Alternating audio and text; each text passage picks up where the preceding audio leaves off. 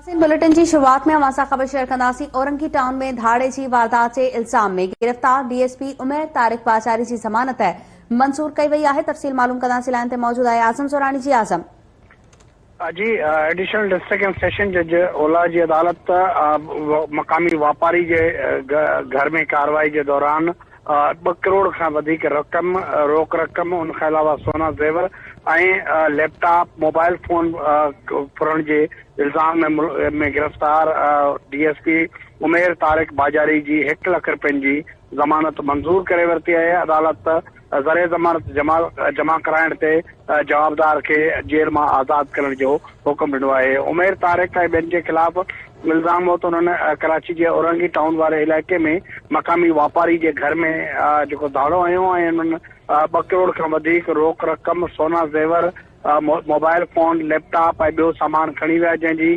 Media ते ख़बरूं नशर थियण खां पोइ जेको सो इंक्वायरी थी है। इंक्वायरी दौरान जेको इन्हनि सामान रोक रकम खई उहा उन्हनि वापस कई, जंहिं बाद संदन खिलाफ केस दाख़िल कयो वियो। जी आज़म सोरानी अपडेट करण लाइ महिरबानी।